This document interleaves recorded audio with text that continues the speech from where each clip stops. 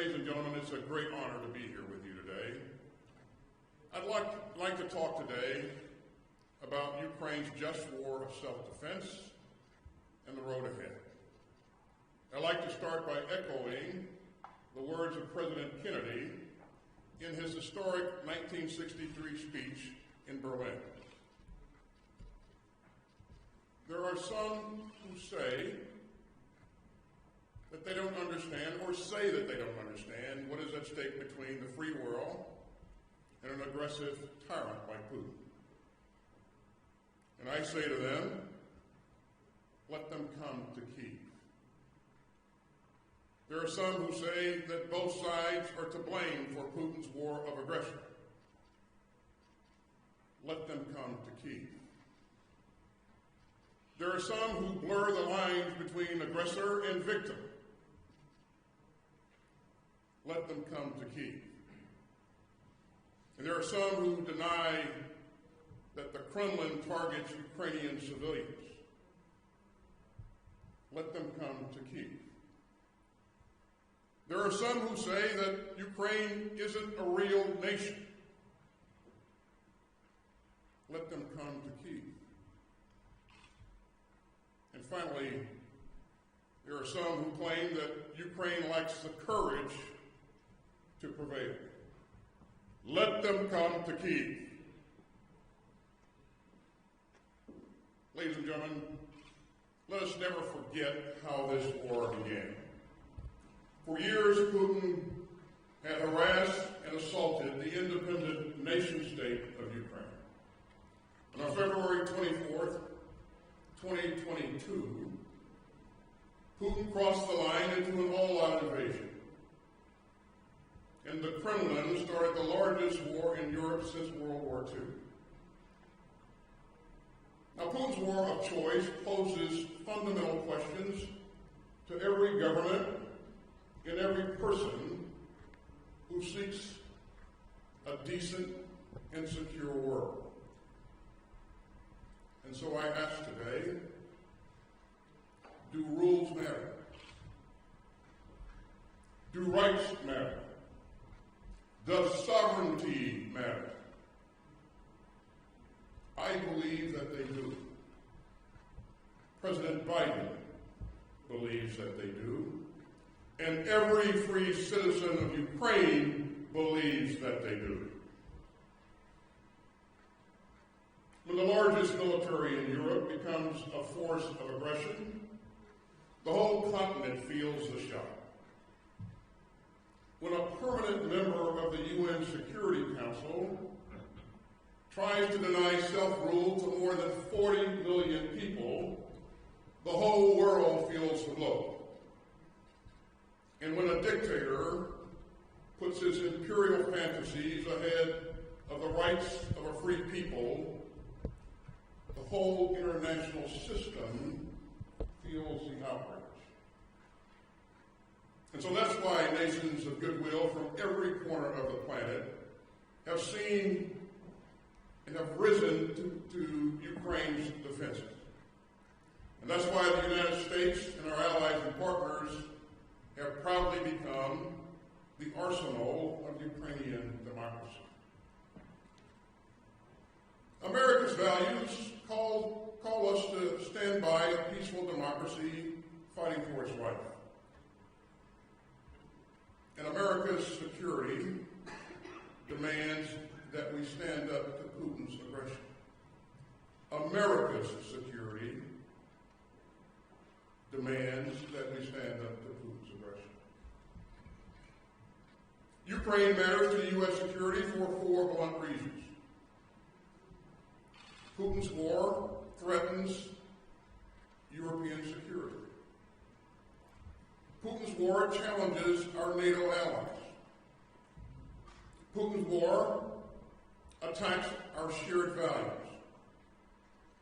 And Putin's war is a frontal assault on the rules-based international order that keeps us all safe. Now, this invasion hasn't gone the way that the Kremlin planned. After 970 days Putin has not achieved one single strategic objective. Not one. President Zelensky didn't flee, Kyiv didn't fall, and Ukraine didn't fall. Instead, Russia has paid a staggering price for Putin's imperial father. Russian forces have suffered hundreds of thousands of casualties since February 2022. According to the Center for Strategic and International Studies, Russian losses in just the first year of Putin's war were more than Moscow's losses in all of his conflicts since World War II combined. And Russia has had to dig so deep into Soviet stockpiles that it's attacking Ukraine with tanks from the time of World War II. Russia has squandered more than $200 billion to sustain its invasion. And Russia has given up untold billions of dollars more in previously anticipated economic growth. Now, Ukraine has suffered terribly at Putin's hands. Since February 2022, according to the UN, Russian forces have killed more than 11,000 Ukrainian civilians in verified civilian casualty incidents.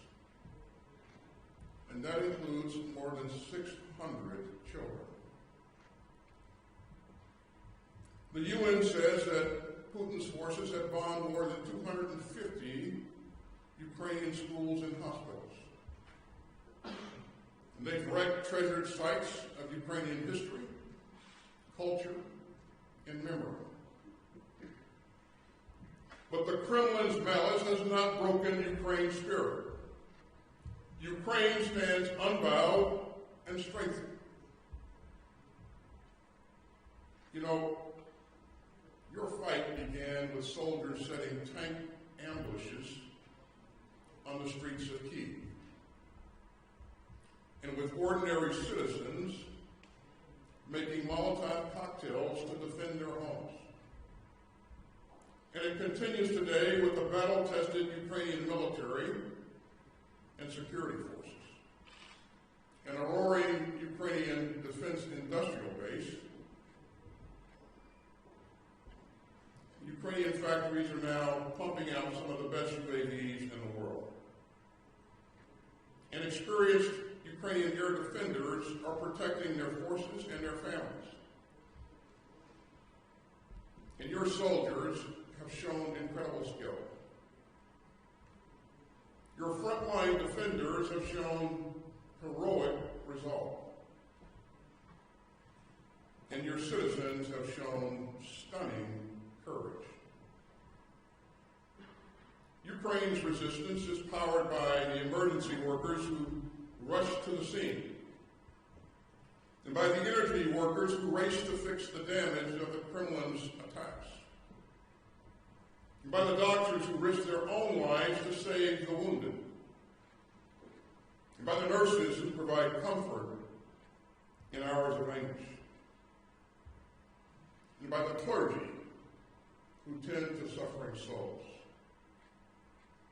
by the teachers who keep Ukraine's schools open, and by the parents and grandparents who fight every day to keep their children safe and give them a future of peace. And so your admirers around the world are studying the Ukraine way of resistance. And we strongly encourage the reforms that Ukraine has launched to help realize its people's hopes of joining the European Union and NATO. Ukraine's defenders have brought inspiration to the world and glory to Ukraine. Slava Ukraine!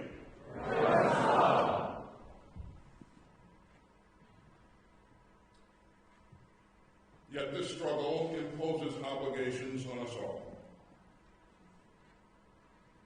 President Biden told the UN General Assembly in September, our test is to make sure that the forces holding us together are stronger than the forces that are pulling us apart. And make no mistake, the outcome of Ukraine's fight for freedom will help set the trajectory for global security in the 21st century. Europe's future is on the line. NATO's strength is on the line. And America's security is on the line. So the United States government has moved with urgency and purpose. And we've seen the huge progress that principled diplomacy can produce, the kind of diplomacy taught right here in this academy. Since April 2022, I have been convening the Ukraine Defense Contact Group, coalition of some 50 countries from around the world, determined to help Ukraine fight Putin's aggression. The contact group has met some 24 times now. And I know that Minister Umerov and my other Ukrainian friends refer to the contact group as the Ramstein format, after Ramstein Air Base, where the contact group was forged. And each time that I'm back at Ramstein, I find it moving to look around that long table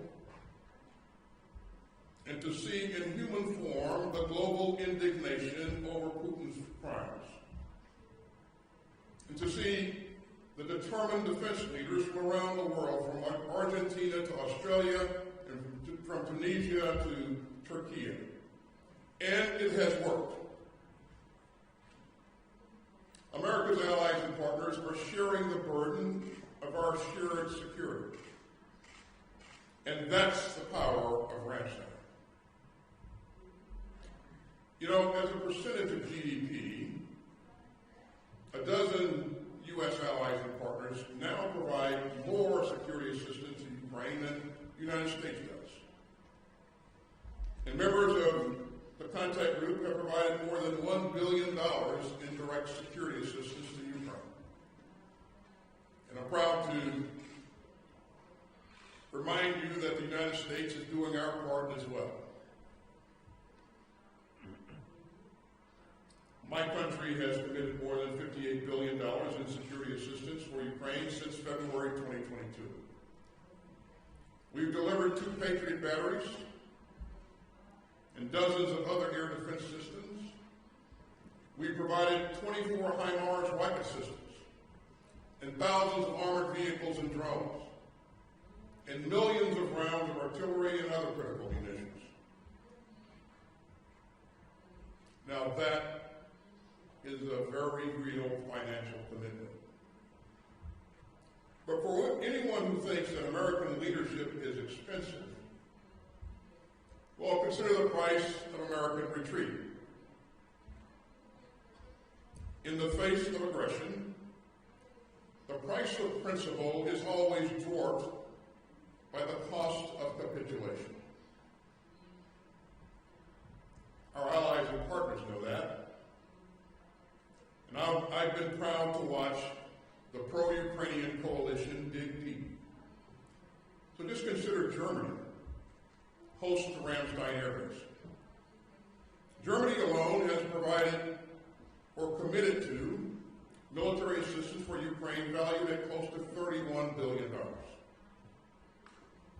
And through the contact group and its capability coalitions, Ukraine's friends are now forging an unprecedented, coordinated 13-country drive to increase industrial production to meet Ukraine's battlefield requirements and to build up a force to deter and repel Russian aggression in the future. And so, not since World War II has America systematically rallied so many countries to provide such a range of industrial and military assistance for a partner in need. Now, there is no silver bullet. No single capability will turn the tide. No one system will end Putin's assault. What matters is the way that Ukraine fights back. What matters is the combined effects of your military capabilities. And what matters is staying focused on what works. Now, I believe that President Biden and Vice President Harris will have a proud place in history for rallying the world to defend Ukraine. And so will the allies and partners who seek a free Ukraine and a safer world. But the proudest place of all will go to the Ukrainian people. From President Zelensky on down, your leaders chose to fight back. And the people of Ukraine have met Russia's aggression and atrocities with magnificent defiance. The spirit of Ukraine has inspired the world. And it has reminded us all to never take our freedom for granted. So we refuse to blame Ukraine for the Kremlin's aggression.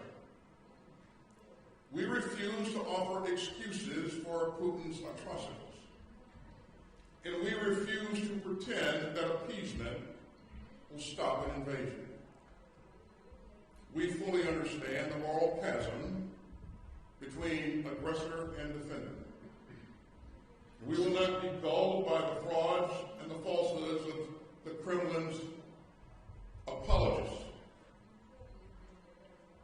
And we will continue to defend the Ukrainian people's right to live in security and in freedom. The Kremlin has forced us into an age where Europe's largest military invades Europe's second largest country. And we dare not believe, as the novelist George Eliot once wrote, that the giant forces that used to shake the earth are forever laid to sleep. America's goals remain clear, achievable, and principled. We seek a free and sovereign Ukraine that can defend itself from Russian aggression today and deter Russian aggression in the future. We seek a more secure Europe and a reinforced commitment from nations of goodwill worldwide to an open international system of rules, rights, and responsibilities.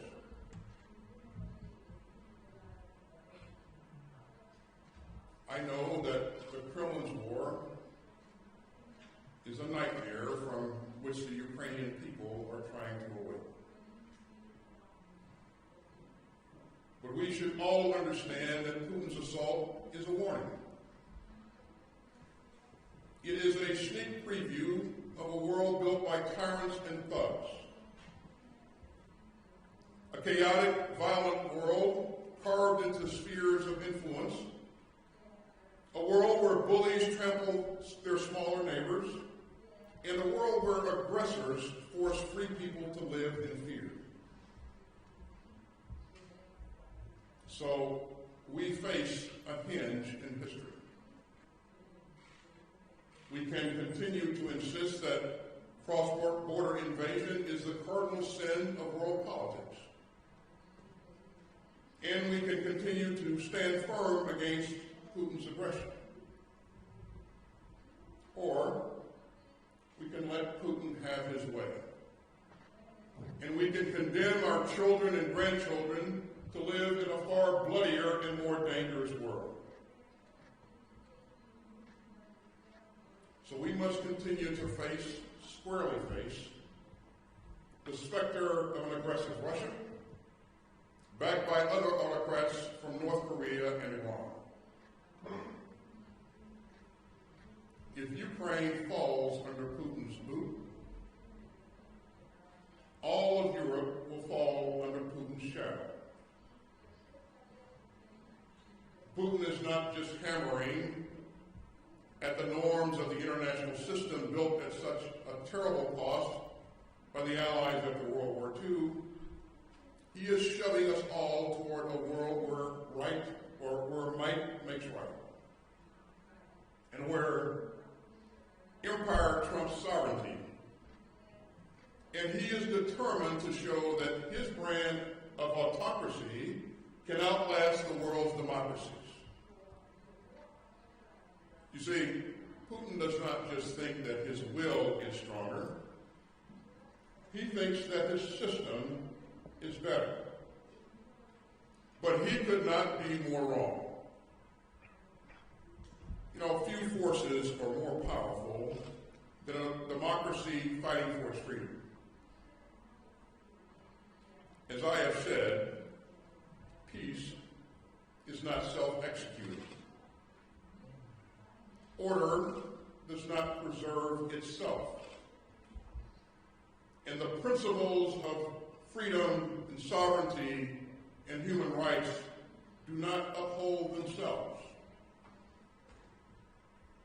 Yes, there is a price to be paid for human freedom, but it is dwarfed by the price that we would all pay for letting aggression go unchecked. So President Biden has chosen the path of mutual responsibility and common security. And we have chosen to share the responsibility of ensuring that Ukraine remains sovereign and free. And make no mistake, the United States does not seek war with Russia. And even as Putin makes profoundly reckless and dangerous threats about nuclear war, we will continue to behave with the responsibility that the world rightly demands of a nuclear-armed state. So the United States will uphold our sworn NATO obligations. The United States will defend every inch of NATO territory. And the United States will give Ukraine what it needs to fight for its survival and security.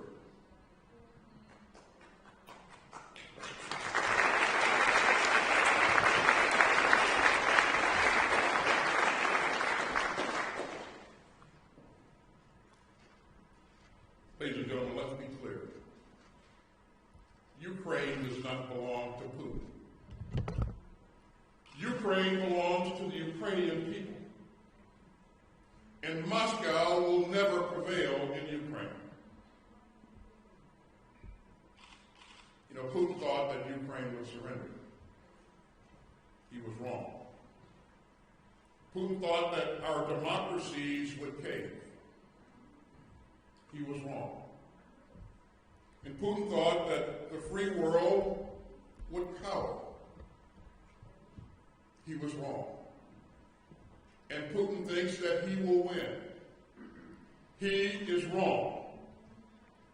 And as I said in Halifax almost 2 years ago, free people will always refuse to replace an open order of rules and rights with one dictated by force and fear.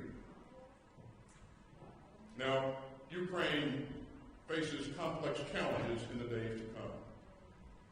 And as then Vice President Biden said at this academy in 2014, democracy is not a destination. Democracy is a road traveled. And it's a hard damn road to travel. But you have shown the world the moral power of a free people fighting to defend their country. That force can bend the arc of history. Ladies and gentlemen, never underestimate the strategic advantage of a just cause. Never underestimate the resolve of free citizens. And never underestimate the power of a democracy summoned to defend itself. Ukraine has chosen the course of courage. And so have we. My friends, you walk a hard road, but you do not walk it alone. Thank you, God bless you, and may God bless all who fight to defend freedom.